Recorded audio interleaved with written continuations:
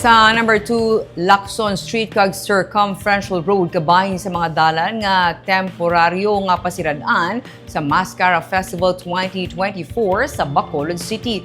Sa Oktubre 25 hasta 27, liwat nga ipatuman sa Bacolod Traffic Authority Office ang temporary nga road closure sa Lacson Street. Sa Lacson Street ginasaulog ang MassKara Music Festival kundiin ginapatigayon ang tuigan nga street party.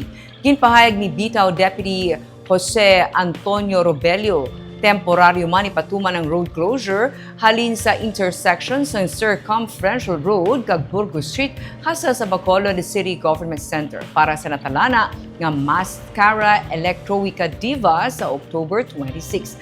Kadungan sa mga natalana nga road closure, ipatuman sang Bitaw ang truck ban kada Lunes hasta Biyernes halin na las 4 sang kaagahon hasta las 8 sang kaagahon kag 4 p.m. hasta 8 p.m. Wala na sang truck ban kun weekend sa bulan sang Oktubre.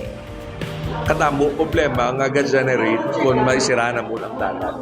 So, as much as we want nga ma-enjoy ang aton nga pamuluyo and as much as we want nga pagbigyan namon ang mga organizer, ka-hassle sa aton nga pamuluyo basta may road closures. What time siya ma-effect sa truck ban? Ang truck ban will probably take effect from 5 o'clock to around 10.